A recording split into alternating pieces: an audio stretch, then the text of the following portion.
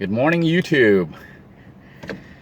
I hope you'll pardon me for the messed up hair here. It is morning, a rough morning. My second day back out in Little Blue 2. First day started with finding a leak on the radiator hose. And we just spent the morning repairing it. And hopefully the repair was a good repair. We'll find out as we start driving Little Blue 2 around. I am still stressing out quite a bit because obviously the transition back from home living to van living can be stressful. And even though I have quite a bit of experience living in the van, it's always hard this first week or two. You're trying to work out schedules, work out routines, get used to where you're going to be, working out the logistics basically. Where you're going to eat, what time you got to be somewhere, where you're going to do laundry, all the stuff that you take for granted when you live in a house, such as having access to a laundry machine, dryer, and stuff like that. You have to schedule now with laundromat somewhere near where your location is. Now, when I was traveling through town working for Hessler Knives doing it, I just simply Googled, the town and stuff, and you can do that locally. I do know where everything is actually locally, so it's kind of a little bit easier in that sense. But I am actually still trying to work out the kinks, the logistics of everything, because of the work schedules. I work 2 different jobs and have to try to coordinate between work and doing day-to-day activities like taking a shower, eating food, getting ice, which is what I'm about to do right now. I'm actually at one of the local restaurants about to pick up a cup. Try to see it, get a cup of free ice. So you can pick up one of these ice cups here. It's actually a drinking cup, a large, like I think 64 or 48. I think it's a 64 ounce cup you can get for free from Racetrack. They say they charge 50 cents, but my experience has been when you go to ask them to buy one, they say take it for free. I take it with the ice and I put the lid on it. Although this one has a little hole because I used a straw to drink out of the other day. But I'll typically try to have 2 of these so I can keep my little cooler inside the vehicle filled with ice during most days when I'm actually in the van. So that way I can keep my drinks and food cold, and want to do this once a day. You don't have to pay for ice if you're using, 1 cup should last you 1 whole day. So you use that inside your little console cooler and it'll keep the food cold. So I'm going to go inside the restaurant right now and ask them for a free cup of ice. Just see if I can get some ice with this. If they want, they may charge you 50 cents or $1. But most places so far, pretty much 100% of them have given me free ice. So that's what I'm getting ready to do today. So I'll resume filming here when I get back. Alright, I'm back, and as you can see I have a free cup of ice.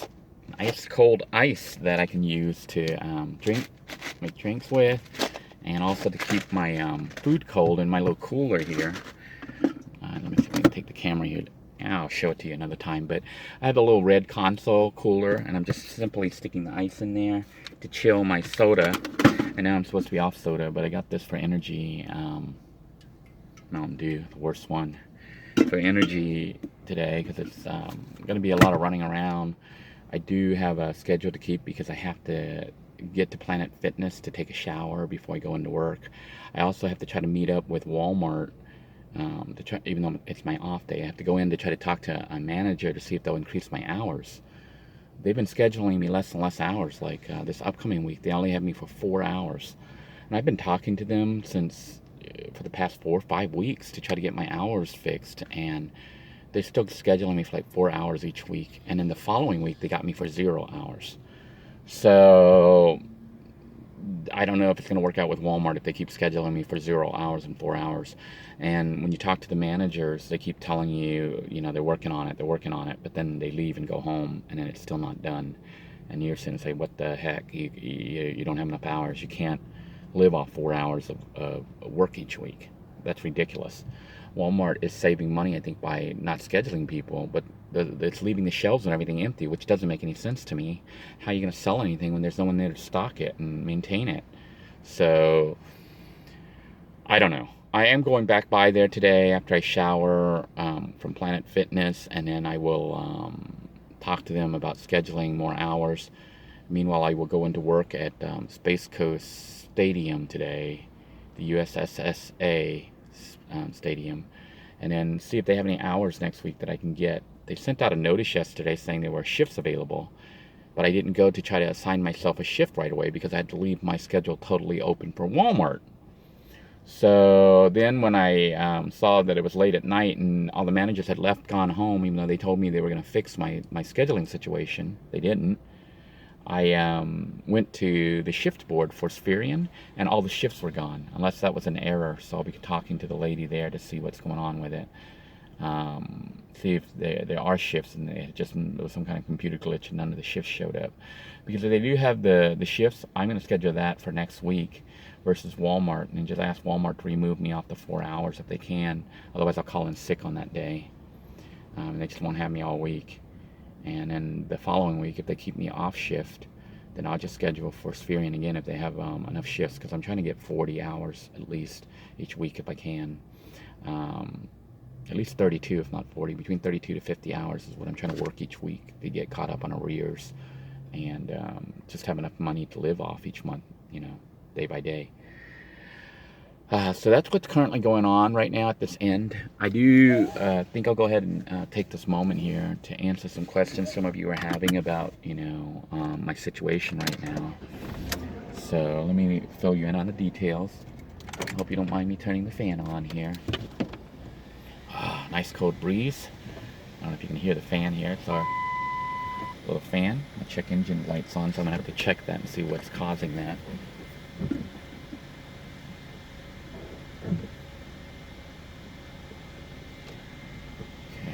Back out and try not to get hit here, but I am in the van by myself. Obviously, the family is not with me. Little Blue 2 is really built for one person. Mostly survival mode here. It's meant to be like a little house for one person, although two could live in it, but it'd be a little cramped for two people, but doable. You can see the bed would allow two people to sleep. Two small people. One of the hardest things right now that other than the logistical issues of figuring out where to sleep, where to park each day. I mean, parking for work and stuff is okay, so there goes about 8 or 9, 10 hours, that I don't have to worry about parking because I'm working. But it's afterwards. It's like, how do you get to where you're going to shower, or where do you go to eat, and do all the other stuff like internet access. The YouTube content you might see is becoming somewhat spotty again as far as uploads, and it's because I'm no longer on a cable internet or DSL or whatever. I'm actually using free Wi-Fi networks when I can find them, or the data plan off my phone, but the data plan on the phone is very limited. So uploading has to be done at locations where I can get internet, and that means like at Planet Fitness, which I recommend highly, or any other fitness center. The Planet Fitness plan I'm on is a $10 a month, but you're confined to one Planet Fitness, so you can't roam with it. And now it's kind of a misleading price when they say it's $10 a month. It was 25 cents to join and then $10 a month, but then they hit you with like a $39 membership fee, annual membership fee that you have to pay. So they're going to bill me the $39 plus $10 a month or whatever it is. They're going to bill me I think it's $39 yearly, annually. So it's not truly $10 a month. They do this so they can give you a quote lower price. But still, it comes to, I think, less than $15 a month to get unlimited showers. And I think that's worth it. You can, I don't have the black card like I did before, which was the $21 a month plan, or $22 a month, whatever it was. I have the cheapest one because I am staying in the same city. Well, actually not one city. I'm staying in like the same 3 or 4 cities. So you'll see me in Brevard County, but I have a home base, where I go to the Planet Fitness to shower, and will essentially go there every single day to shower. So because of that, I opted for the cheaper plan of $10 a month, and that's what I'll be paying. It is no commitment, so I can quit anytime. That's of course after they charge me the initial $39 membership fee and the $10 in the first month. So they already made $50 or so. Might as well stay with them. But it is a lifesaver. It is a godsend to be able to take unlimited hot showers, cold showers, and also have a facility that has air conditioning where you can essentially hang out all day and work out if you wanted to. So I haven't really started working out, although I might start working out. Might as well take advantage of the situation if I have some free time. But getting free time has been an issue because, like I said, I work about 5 or 6 days a week. Right now I've been scheduling 6 days. So free time is very minimal because on my one off day I try to see my children, and that means not really being able to do much. So it is kind of an issue. Still working out the kinks of that. As far as my family right now, my wife and her daughter are having to stay with their employer where they work. So that's really sad for us because we don't get to see much of each other. I now have to split my time off to see my children and my wife, and so it is a sad situation for us, obviously, because when we were at Walter's house, we had a year where we had a little bit of normalcy, and I think that's what helped me to finally land the jobs that I'm in right now, where I have semi-stability. But even as I was getting stable, the situation ended and Walter came back. So I want to thank Walter for all his kindness and compassion, for giving me that little breather where I was able to actually get a job. Now the issue is to try to maintain it, even though really when the job is only scheduling for 4 hours a week of work or no hours, I don't know if that can qualify as a job. I had worked for Walmart previously and it wasn't like this. So that is a stress factor. I thought I was going to be okay with Spherian, but looking at the shift board, there were no shifts available. So it's time to get my resume out and look again for another job. Meanwhile, I will do what I can to get my hours back up. So that is what is currently going on. This first week is rough. I am going to have to try to do laundry, probably going to try to schedule a day or two off just to catch up and get the vehicle totally cleaned out, because I had to dump everything in here and things are kind of scattered. It's a mess in here right now. I haven't even set up the rice cooker system. So it's been a couple days since I was able to cook rice, and that's affecting me. So hopefully I can get the rice cooker cooking, and you'll be seeing some cooking in the van videos coming up soon. And that's pretty much it. I wanted to thank you all for tuning in, and wanted to let you know that slowly but surely I am getting readjusted back to van life. I think the hardest part is getting rid of material things, which in the limited time that we were at Walter's house, we acquired quite a bit of material stuff. Most of it was my wife's stuff, but I had more junk that I acquired, more clothes and just other junk, which I need to go through and get rid of and downsize again. But I'm trying to make sure that I have everything that I need inside the van, because that's where I'm living essentially. I'm not really living in the van. As you know, the philosophy for living in a van, especially a minivan, isn't really to live in it, but to use a van kind of as a base for cooking and sleeping.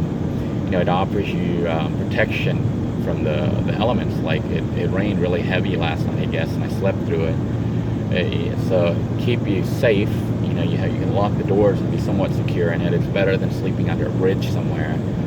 And of course, you got transportation, so you can get to and from work. So if you are about to lose a home or something, you'll want to try to get a van, I think.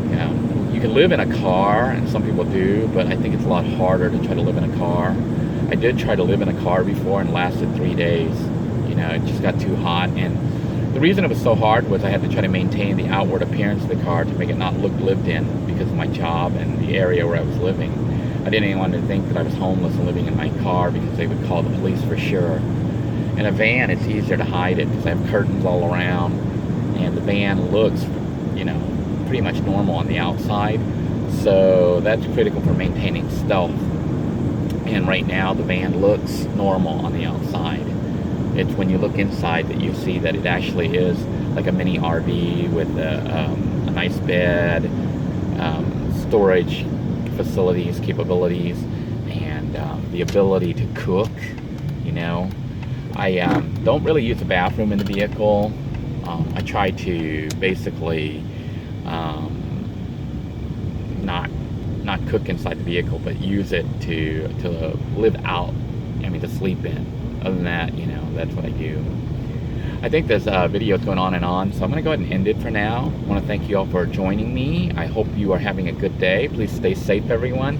Until next time, God bless you all.